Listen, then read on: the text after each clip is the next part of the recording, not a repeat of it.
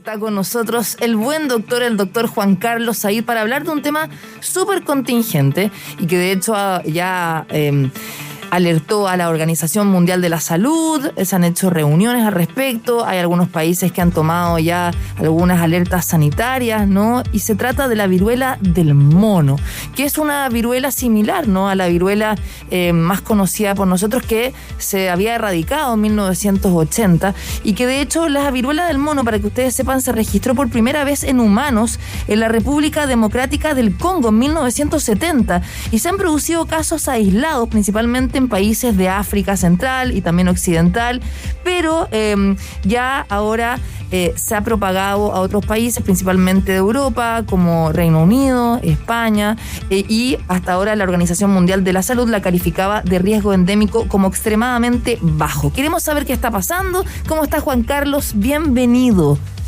Hola, Andrea, un gusto estar acá, como siempre. Bueno, efectivamente nos sorprende esta viruela. Sí, pues exactamente, porque este agente patógeno que causa la viruela del mono circula también probablemente desde los roedores, y esto habría contagiado a los monos y los monos a los seres humanos. O sea, estamos hablando de una enfermedad zoonótica, que es lo mismo que pasó con el SARS-CoV-2, o sea, desde el pangolín, ¿no?, y otros animales, que salta al ser humano y después se convierte en una pandemia a veces, o en brotes ya más bien controlados. Claro, efectivamente, primero entender qué es la viruela. La viruela es una enfermedad que genera fiebre, genera un exantema, es decir, pústulas que salen en la piel, en diversas partes del cuerpo, y es una enfermedad que se erradicó, es decir, que se eliminó completamente de la humanidad, como tú decías, hace ya varias décadas, pero existe un virus que es similar, que es un primo, por así decirlo, del virus de la viruela humana y que habita en simios y en roedores. Y en general ha habido, especialmente en África, en Gabón, en República Democrática del Congo, en Nigeria, casos en que este virus ha pasado a seres humanos. Ahora, ¿qué pasa de ahí? Bueno, en general lo que se ha visto es que no es tan fácil el contagio de persona a persona, pero ese contagio puede existir. No es tan fácil el contagio como la viruela humana, pero efectivamente en este caso lo que estaríamos viendo es que no solo pasó de un mono o de un roedor hacia el hombre, sino que podría haber algunos casos de persona a persona. Y claro, eso evidentemente ha levantado ciertas alertas. Es que ese es el tema, porque como tú decías, hasta ahora las infecciones de viruela del mono en humanos se conocían principalmente en las regiones de África, pero ahora hay casos sospechosos registrados en Gran Bretaña, España, Portugal, Estados Unidos y Canadá, y que al parecer son de esta variante, ¿no?, de África, y que está... Claro, o sea, alarmando a la población, porque uno dice, bueno, volvió la viruela. Recordemos que la viruela también mató a muchísimas personas, ¿no?, en alguna época, y donde acá, si bien la letalidad es mucho más baja, pero se genera un temor, y sobre todo porque estamos ya con otra pandemia que es del COVID-19, entonces decimos ya, otra más, o sea, ¿qué es lo que se avecina? ¿Qué es lo que podemos decir al respecto, Juan Carlos? Yo creo, Andrea, que también esto tiene que ver, y eso con el impacto que el hombre está teniendo en el medio ambiente. Sí. Acá sabemos que la interacción, interrumpir los hábitats de los animales, la mayor interacción del hombre con animales genera sin duda mayor riesgo de enfermedades. De hecho, no nos olvidemos que no solo el SARS-CoV-2. Antes del SARS-CoV-2 vino el SARS-CoV-1. Uh-huh. También venía o estaba asociado, por ejemplo, una infección a un contacto con camellos. También recordemos la gripe porcina. Exacto. Entonces, la gripe aviar también, ¿te acuerdas? Exactamente, la gripe aviar. Entonces, nos vamos a tener que ir acostumbrando a esto, excepto que cambiemos un poco nuestra relación con nuestro entorno, y efectivamente, si no, es muy probable que en el futuro es mucho más probable que sigamos viendo brotes de zoonosis, es decir, de enfermedades que pasan desde un animal al ser humano y de ahí se convierten, por ejemplo, en endémicas o epidémicas por contagio entre las personas. Ya, pero mi pregunta es, ¿tenemos que estar preocupados por esta situación? A ver, creo que efectivamente hay que tener un grado de alerta, y por eso la OMS ha alertado sobre esto. Pero no es lo mismo que la viruela humana, es decir, es una enfermedad, primero, que es sustantivamente menos letal que la viruela humana, se contagia menos entre personas, y por otro lado, la vacuna de la viruela humana sirve también, es decir, por ejemplo, hay casos en que ha habido contacto con este virus, se ha visto que la vacuna confiere, por ejemplo, alrededor de un 80% de protección Pero no es una vacuna para este virus específico. Pero, Juan Carlos, ahí va una pregunta que me parece de un tema que es muy relevante que acabas de abordar, que tiene que ver con la inmunización que uno tiene, ¿no? De la viruela. Recordemos un poco la vacunación que hay contra la viruela, pero pasa tiempo, ¿no? Pasan años. ¿Cuánto dura esa inmunidad contra la viruela y que de alguna forma nos podría proteger contra este otro virus que es similar a la viruela no tradicional? Bueno, un tema ahí que justamente es delicado es que efectivamente, como ya no hay viruela, ya no se vacuna contra la viruela. Hay países que mantienen reservas estratégicas de vacunas de la viruela, como es el caso de Estados Unidos, pero no es una vacuna para la cual se vacune habitualmente. Las personas que vivieron en una época o en años donde había viruela o que estuvieron expuestas al virus, evidentemente pueden tener un mayor nivel de inmunidad. Pero efectivamente es una enfermedad, la viruela humana, que no es la misma que la viruela del simio, para la cual ya no se vacuna. Pero es importante saber que, a diferencia del COVID, no es una enfermedad para la cual no había ninguna vacuna conocida. Cuando el COVID llegó no teníamos una vacuna.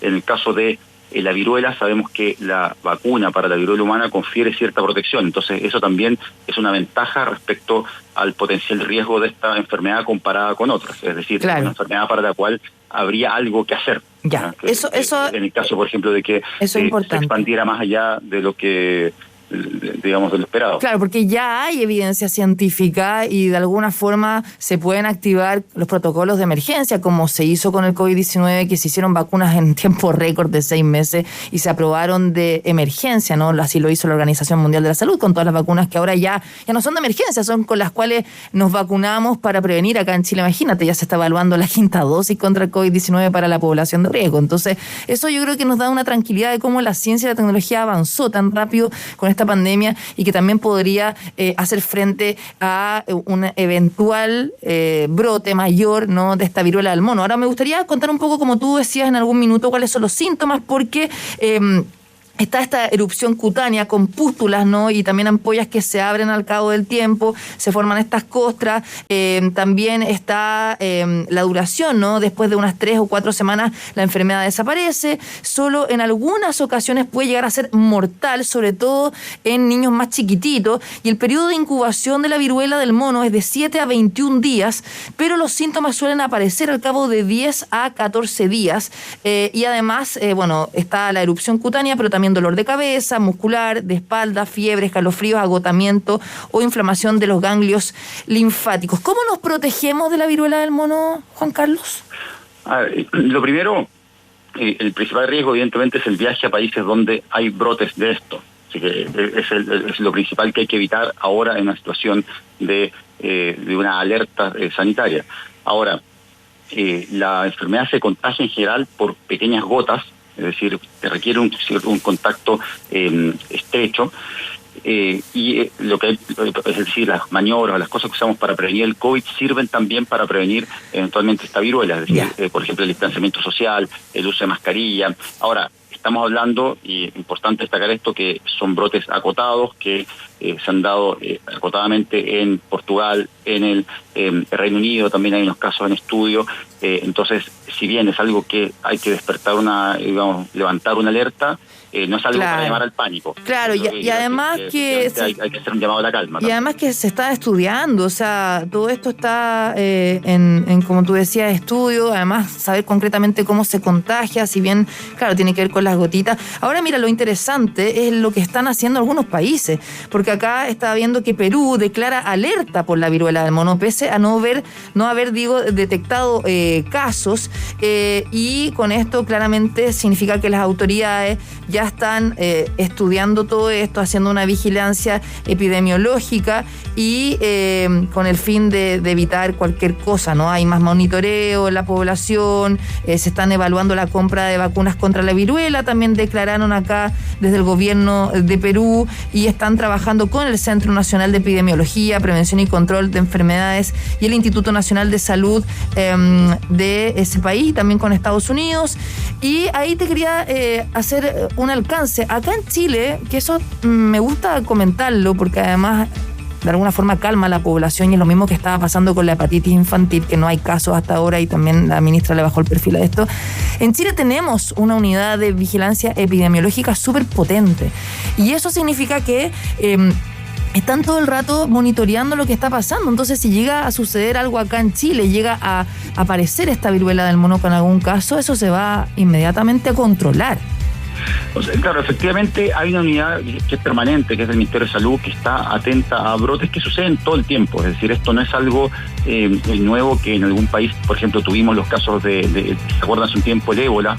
Que hubo esta alerta, que hubo algunos casos que se propagaron más allá de África, y todo eso se realiza un constante monitoreo, viendo a personas que puedan provenir de esos países, personas que tengan síntomas sugerentes de la enfermedad. Entonces, esto no es algo que se hace por primera vez, no es donde se está improvisando, y en ese sentido hay un monitoreo constante. Ahora, el llamado es a estar atento a la noticia, informarse por los canales adecuados. Yo siempre recomiendo el sitio de la Organización Mundial de la Salud, el sitio del MinSal, porque muchas veces hay excesiva información generando a veces un poco de pánico o buscando quizá más clics, y no siempre es la información más fidedigna. Entonces es importante recurrir a las fuentes más fidedignas y no generar alarma, pero sí estar educado al respecto. De todas maneras, te quiero agradecer al doctor Juan Carlos Said, como siempre en nuestra sección El Buen Doctor, para abordar estos temas que son contingentes, estar atento, estar calmado. De verdad, acá todavía no pasa nada en Chile, son poquitos casos en el mundo, se está analizando la viruela del mono, como tú dices, a informarse para también opinar. Un abrazo grande, Juan Carlos, que tengas un buen lunes. Un abrazo, Andrea, gracias. Chao.